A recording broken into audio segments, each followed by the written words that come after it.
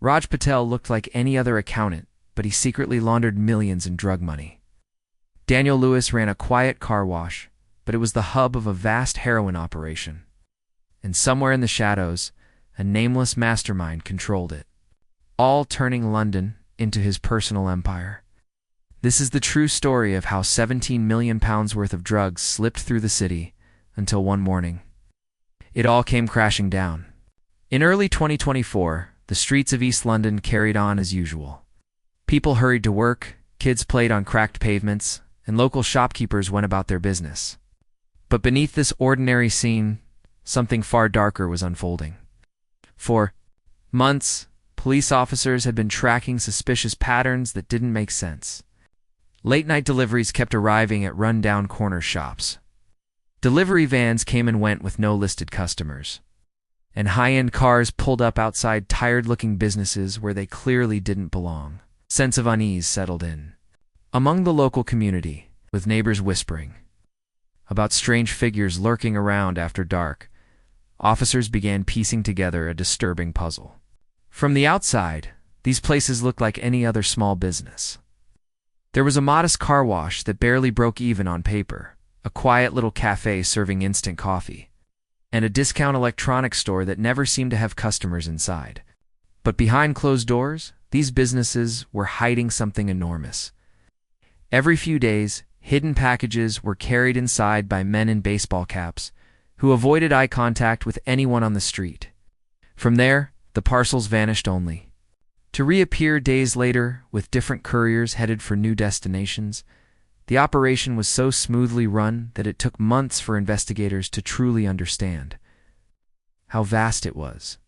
Police had suspicions about a possible trafficking ring, but the level of planning and secrecy was astonishing. Every part of the scheme was designed to blend into London's busy streets.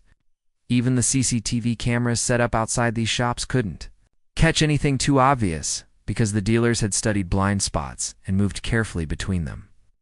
They even rotated employees in, out of the businesses every few weeks to avoid drawing suspicion. Detectives grew more and more concerned. As they watched expensive SUVs pull up outside the failing cafe, their drivers carrying bags that no one ever seemed to check, a single wrong move could tip off the suspects and make the entire operation vanish overnight. The authorities worked patiently. They tapped phones, placed discreet tracking devices on vehicles, and collected hours of surveillance footage to map out delivery patterns. The deeper they looked, the more terrifying the scale of the criminal network became. There were rumors on the street of a powerful figure calling the shots. Someone no one dared to name directly. His influence reached beyond the local community, possibly into Europe, coordinating shipments that crossed borders with barely a trace. People who asked too many questions quickly changed the subject, afraid of who might be listening. Yet despite the silence and fear, clues slowly emerged. Police began to notice the same delivery van traveling back and forth to the same warehouse on the edge of Stratford, where crates were unloaded in the dead of night. When they traced the warehouse's ownership, the paperwork pointed to a shell company with no real employees and a single disconnected phone number. That was the moment detectives realized the conspiracy might be much bigger than anything they had faced in years. As the days passed, pressure built on the investigation team to act quickly before more drugs flooded London's streets. But they knew one wrong step would allow this highly organized ring to melt away like smoke.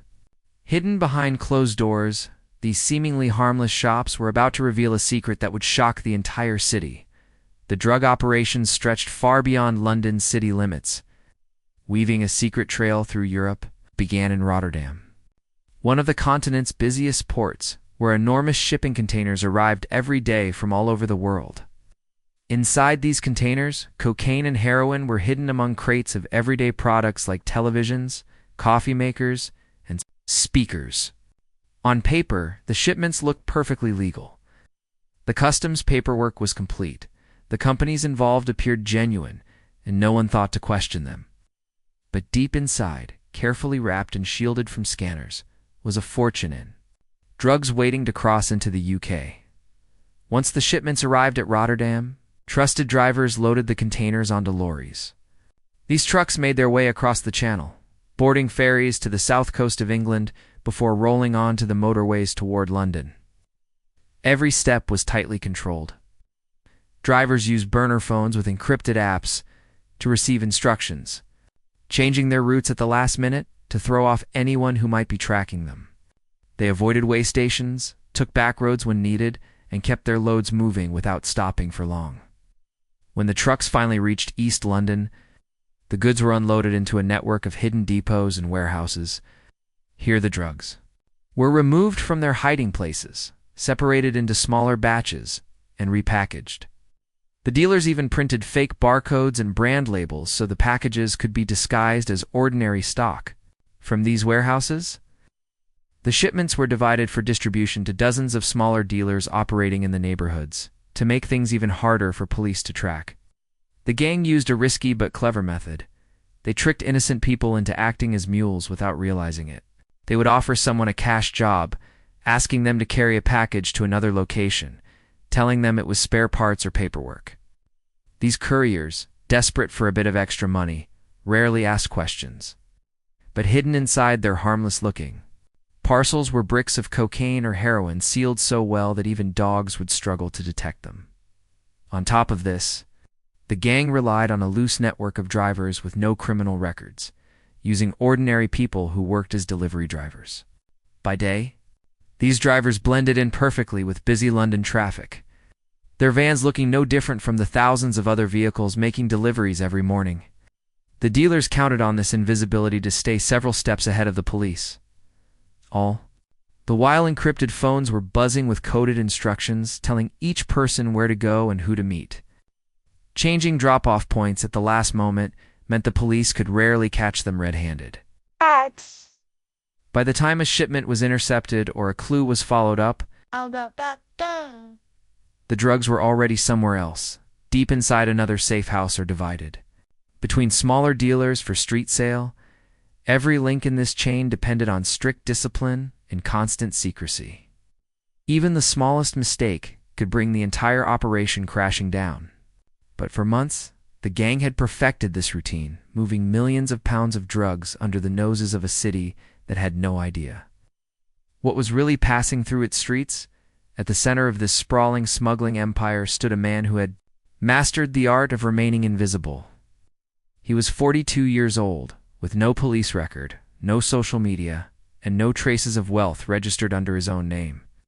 On the surface, he appeared to live a modest life, renting a small flat and driving a used car.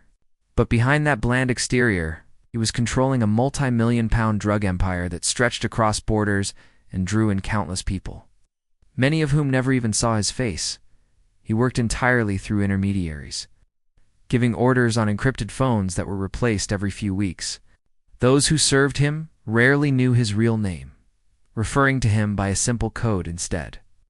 His leadership style was calm, quiet, and terrifyingly effective. There was no shouting or visible violence, but disloyalty was punished quickly and without warning. In a world filled with flashy gangsters showing off expensive watches and sports cars, this man was a ghost. His closest partner was even more unexpected, a respected accountant who had worked for a London finance firm for over a decade. Each day, he wore a neat suit, took the train to a well-known office building, and spoke politely to colleagues. No one would have guessed that after hours. He used his skills to move dirty money through layers of shell companies and fake investments, hiding the drug profits so thoroughly they seemed completely clean. Property deals, cryptocurrency, offshore accounts, he managed them all with clinical precision, ensuring no one could easily follow the trail. This accountant was essential to keeping the empire afloat. Dealers on the street might move the product, but it was the accountant who made sure no suspicious patterns showed up in banking records. His spreadsheets looked perfect, but the money inside them was stained with crime. He even used the names of dead relatives to register fake businesses, giving the gang another shield if investigators came too close. Meanwhile, the ringleader worked out of secret meeting spots scattered across London, a rented storage unit. Here, a deserted flat there, never staying long in one place. He used disposable phones, paid in cash, and trusted almost no one. Even his most loyal lieutenants only got bits and pieces of the bigger plan. This meant that if the police ever arrested someone, they could not reveal much. The mastermind was also careful about how the drugs moved through London. He demanded regular updates from the drivers, checked security footage himself, and even inspected warehouse shipments in person on rare occasions. But he left no digital footprints, paying off anyone who might try to record or photograph him. To those under his command, he was more a myth than a man, surrounded by layers of secrecy that made him almost impossible to catch. But as the weeks went on, police slowly started connecting the dots. A pattern emerged in phone records, and a link tied the accountant shell companies to certain shipments. Each clue brought them closer to a man who had controlled millions in drug profits without ever showing his face. A shadowy leader who believed he could stay hidden forever. The decision to take down the smuggling ring came after months of careful planning. Detectives had gathered enough evidence to move in, and the pressure to act was enormous. If they waited any longer, there was a real risk that the gang would shift their base of operations or destroy key evidence. Every officer on the case understood how important it was to strike hard and fast. A coordinated raid was arranged to hit multiple locations at once, catching the criminals before they could react. In the early morning darkness, police vans rolled out, carrying dozens of officers wearing tactical gear. Their first target was a warehouse on an industrial estate in Stratford, a site that had shown up repeatedly in surveillance reports. As they approached, officers could see faint lights through the dusty windows, suggesting the gang was already working inside. There was no time to hesitate. The officers forced open the shutter doors and flooded in. Inside, they found a scene of organized chaos. Men were cutting open crates, pulling out packages of powder, and resealing them into smaller bricks. Bundles of cash lay on folding tables, half counted. Some workers froze in panic. Others tried to flee, but there was nowhere to run. Officers ordered everyone to the ground, while sniffer dogs circled, searching for hidden stashes. The raid team quickly discovered a false wall at the back of the building. When they broke through it, they were stunned by what they saw. Stacks of heroin bricks piled so high they nearly touched the ceiling. It was enough drugs to keep London's streets supplied for months, possibly longer, as more police teams fanned out across the city. Other units stormed a shabby cafe used as a front. Behind its dirty kitchen walls, detectives found detailed ledgers tracking drug sales, coded messages, and even a hidden safe full of high-value watches and gold bars. Another raid targeted the car wash, where officers discovered compartments built into the walls, holding smaller packages ready for street-level dealers. While officers secured the buildings, plainclothes detectives hunted for the network's leadership. They tracked the accountant to a suburban semi-detached house, where he was arrested leaving for work in his business suit, briefcase in hand. He barely had time to process what was happening before being placed in handcuffs and led away. Back at the warehouse, police documented every kilo of heroin and cocaine, every banknote, every burner phone. It was an enormous haul, far bigger than they had even dared to hope. But as the sun rose and news crews gathered outside the crime scenes, the question on everyone's mind was whether they had truly captured the man in charge. The mysterious ringleader who had operated from the shadows was nowhere to be found. The raids had struck. A huge blow against the gang's power, but the absence of the mastermind left an uneasy feeling among investigators.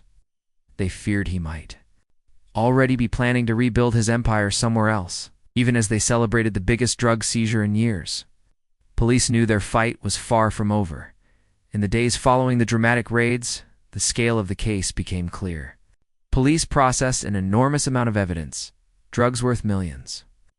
Ledgers showing coded transactions, luxury watches, gold bars, and multiple encrypted phones. 14 suspects were formally charged. From warehouse workers to the high-ranking accountant who had managed the gang's finances, news of the bust spread quickly across London, sparking shock and disbelief among residents who had no idea. A massive drug empire was hiding in their neighborhood. The court hearings began with heavy security. Prosecutors laid out the gang's methods in meticulous detail, explaining how the group used ordinary businesses to move heroin and cocaine across the city. They described how the accountant had layered profits through fake companies, shifting money across borders with a click of a button, leaving almost no paper trail. Witness after witness came forward to testify about deliveries, coded phone messages, and secret payments made too by silence. The story painted a chilling picture of an empire built on addiction, fear, and silent control.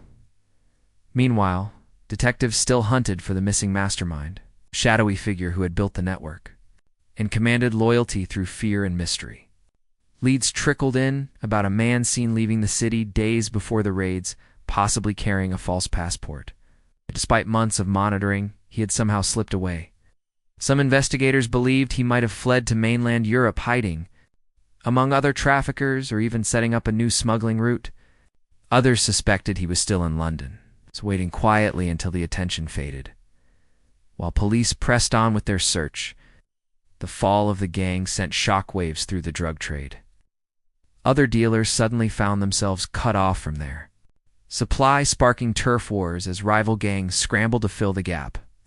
Community groups pleaded for more patrols, fearing a surge in violence as desperate criminals fought to claim new territory.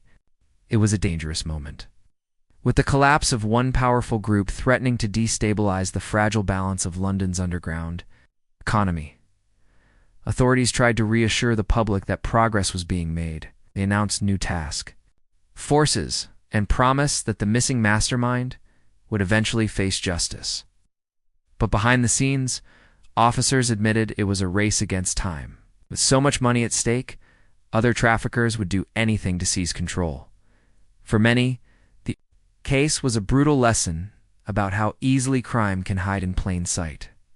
A shabby cafe, a struggling car wash, a quiet suburban accountant, all turned out to be part of a vast, hidden empire feeding misery to thousands of addicts. The £17 million fortune uncovered was just the surface. Investigators suspected far more profits had already been moved and hidden. Months later, the warehouse stood empty, its walls still marked from police searches. The community was left to wonder what other secrets might be hiding behind every day. Shopfronts unnoticed until someone decided to look closer. Even as officers moved on to the next investigation, the haunting question remained: had they truly ended the threat? Or had the real mastermind simply melted into the shadows to begin? Again,